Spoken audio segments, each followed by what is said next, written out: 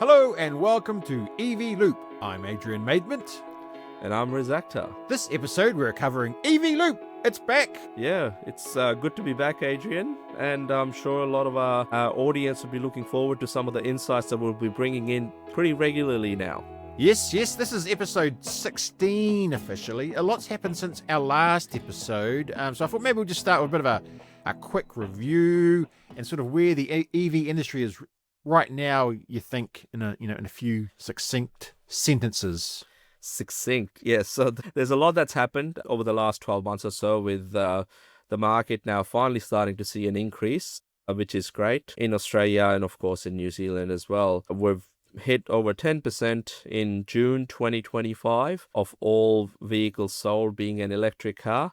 And we also saw a little bit of a dip in July. But, looking at all the signs, the number of models available, charging infrastructure, incentives that are around the place, and lots of discounting on certain models, we will start to see a bit of an uptick over the next 3 to 6 months. So watch this space. Okay, we'll start with one vehicle that sort of had a bit of an uptake, a pre-launch uptake, and that's the Zeekr X. It's got its first 1,000 pre-orders in. Bit of excitement around it. Bit of excitement.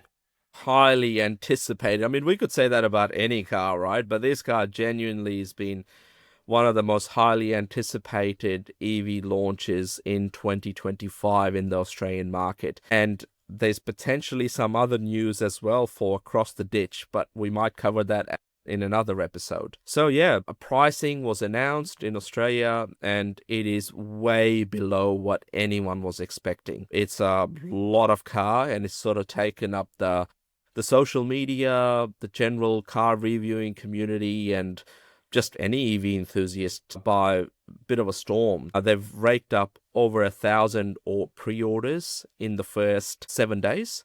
And yeah, I think it's onwards and upwards before sort of deliveries start in October for early customers. Australia's fastest charging electric car, the amount of tech and the features and the interior feel and the looks of the car, some may think it's, half the price of what it should be. So anyone that's interested in checking it out, have a look at all, showrooms across Australia, have a right-hand drive vehicle there to check out. It's a static display, but you get to get in and have a look at it, play around with it, see how the materials are. And Adrian, I might go as far as calling it a bit of a game changer for anyone that's keen. We've gone very early in the podcast to be calling out the game changer quote. So I hope we don't regret that. I hope we don't regret it, but we've gone early. We've gone early with that quote. Well, look, leave a comment below if you think otherwise. But, for anyone that's curious, check it out at a Zeekr showroom. It's quite an impressive vehicle. Have you driven anything else recently in the last few? Yeah, quite a few cars. I've driven the Smart #3, which is launched in September last year. Currently, I'm behind the wheel of original MG4, Adrian, and that I think is one of the most fun cars around the hills. If you're driving around mountains, hills, rear-wheel drive, fun, warm hatch. And I've got the base variant, the 51 kilowatt-hour Excite variant, the cheapest one you can buy with a 10-year warranty. So yeah, really, really impressed. I'd like to go offshore. Someone else sort of coming up with new EVs, and it's Ford, and they've decided to go outrageous and make something affordable. Oh, really? It's their new strategy. The new strategy of, Ford, this is a quote from Autocar magazine. Ford is developing a universal EV platform that will allow it to produce affordable electric vehicles in the near future. Company boss Jim Farley says it's a Model T moment for Ford. First offering, they're going to do a Ranger-sized electric pickup truck at a Super Mini price. Whatever the Super Mini is priced at, she has nothing with. So that's been one of the stories of sort of the last week. Ford, I guess, re-engaging with the EV community. Oh, look, I really think Ford needs to, at a global level, particularly for America's sake, because they're so big in America that any sort of electric offering they will bring will really help with EV adoption. Locally in Australia, they've got the new Ranger plug-in hybrid Ute, which is, is probably the smallest electrification effort I've seen on a vehicle, because it's got, I think, a 10 kilowatt hour or something like that of a battery pack. But yeah, more needs to be done on Ford's front. And it's good to see that they're going to be aiming for that affordable market, which, could happen in Australia in a couple of years' time. Ford's still pretty dominant in Australia. This and some initials not so exciting back in Australia. Rux. That looks like the road user charges will be coming to EVs in Australia. No definite pricing yet, but it looks like it's coming soon to an EV near you. Definitely. So road user charge I know it's currently been implemented in many other parts of the world, including New Zealand. Yep, we look to further enhance our Rux. And, road user charge, as I'll put my Australian Electric Vehicle Association Victorian director's hat on, and we, need to have a national approach to road user charge. We're not opposed to it, and no one should be opposed to that because we need to pay for roads and other infrastructure somehow. It just has to be fair, and, I believe it needs to be across the board, whether it's petrol cars, diesel cars, hydrogen cars, and electric cars. All of them need to have some level of road user charge because we need to pay for the infrastructure. It just needs to be uniform so that, nobody feels like they're getting, they're getting the worst end of the stick. No one's getting hard done by. Yeah. And moving on to Tesla, a new charger, largest electrical charging station in the Southern Hemisphere has opened. New South Wales. So it is in New South Wales, Australia's biggest charging site, with 20 bays. It's been in the works for a little while, but Tesla's finally got, I guess, power to site. It's not Tesla, it's the grid operators that usually are a little bit slow to the party. So yeah, great to see. Will really help on one of the, I guess, busier routes between Sydney, Canberra, Melbourne. Goulburn's a pretty big town, and it seems to be close to quite a few amenities. Now, before this site opened here in August, the last biggest site was 16 bays, and that was also in, it was in the town of Albury. Both of these sites have been co-funded by the New South Wales government, so great work. Definitely leading the charge in New South Wales in getting more of these bigger sites off the ground. Well, while we're on Tesla, I saw one of your Driven articles that said that they're doing free charging in Canada.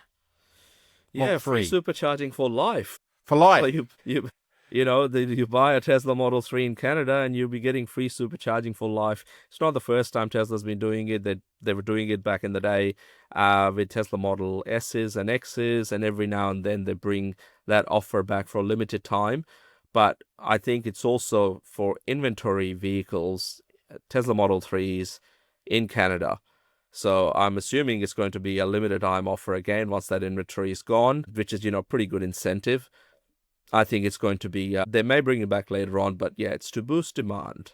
Yeah, they had some sales issues of not enough demand, haven't they, recently? Yeah, I think there's a few incentives and other things have come off in markets like Canada, and it's, sales haven't been what they were previously. So I think that's what's going to hopefully help them move some of that stock in the Canadian market. And also there's a whole lot of incentives on in Australia and New Zealand at the moment to help clear some of those inventory Model 3 and Model Y vehicles. I did see actually the new Model Y just drove past me. It was parking yesterday, and it does look very nice. I said that Model Y. I saw an old one, then the new one. I thought, yeah, the new one does look good. Yeah, no, it's definitely a bit of a refresh, and there's a couple of other variants that Tesla's got in the works. I think there's a 6-seater in China, as well as a more affordable version of the Model Y that's expected to launch in Q4. But with that charging infrastructure we touched on earlier, particularly in Australia, it's still a pretty big advantage to be driving a Tesla when you want to do road trips and other things, because charging infrastructure is just everywhere, and Tesla's just so seamless. It always works. But other operators are also coming on board. Okay, let's move on to world records. Polestar promoting their Polestar 3 long-range single motor, a new Guinness World Record. This is for an SUV of 935.44 kilometers on a single charge. SUV. There are vehicles that have gone further than that, isn't there? But that's their a world record.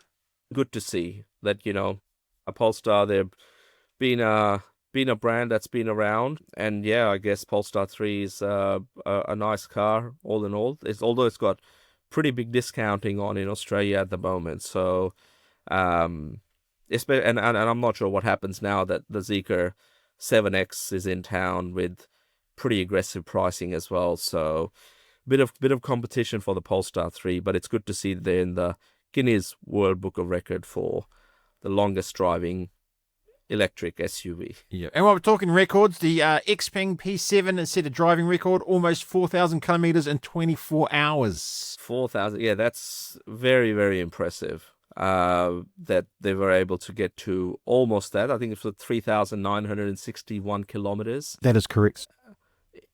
In 24 hours. They exceeded speeds of 210 kilometers an hour. They had fast charging sessions. And yeah, that P7, although we don't have all the details, it's just been pre-launched without even pricing in China. And I got to see it earlier this month in Guangzhou.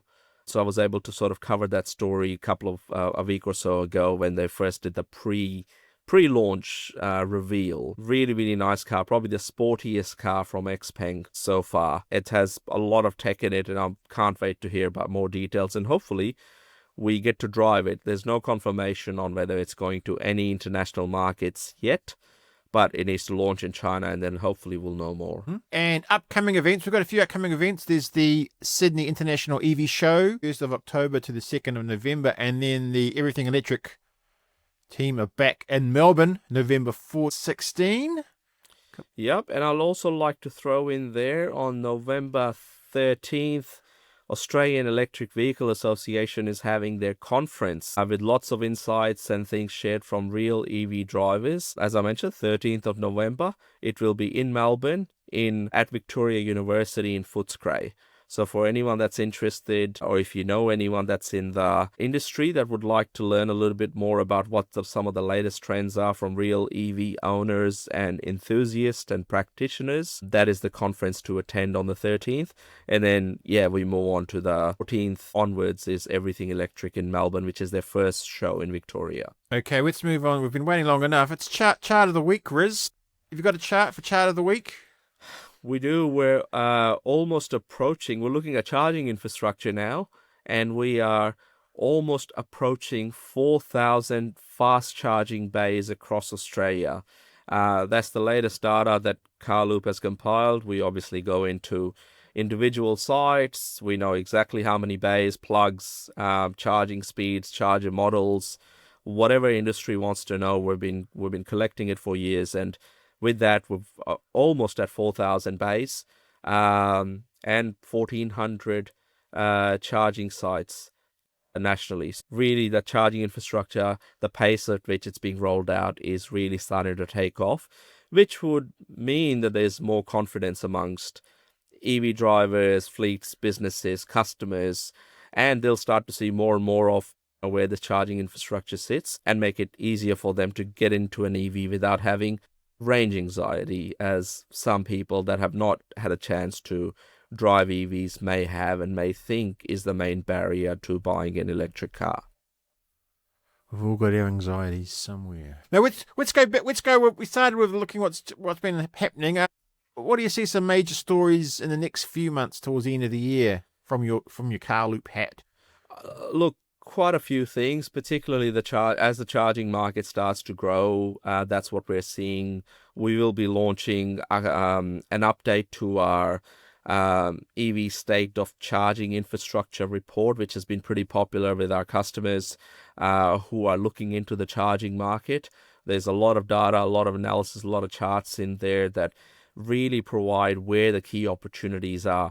So we're also wanting to put that into a package and update it pretty regularly for the industry so that no charge point operator or industry leader feels like they're not sure what's going on in the charging market. Is it the right time to invest into charging infrastructure or work with property groups and developers that have availability of land where chargers could go? So we'll be putting a bit of focus into that report and updating it to ensure that it covers the latest trends and provides key opportunities. As I said, we're nearly at 4,000 plugs or 4,000 bays, and moving forward, we'll start to see a big uptick, which is what's needed given the total number of electric vehicles now, battery electric vehicles in Australia, is over 300,000. That's a lot of cars. And, if we continue to get 100-odd thousand cars added to the fleet for the next couple of years, if not more, we will be in a pretty interesting spot where all charging bays will be fairly full, especially during busy periods, and we don't want to have queues. So charging is a key part of, ensuring that more people feel comfortable with buying an electric car. So that's our focus as well. And obviously then, more broadly speaking, our bus network, more electric buses needed all across Australia and New Zealand. We need more electric vans. We need fleets to think about how they can transition their fleet or start the process anyway.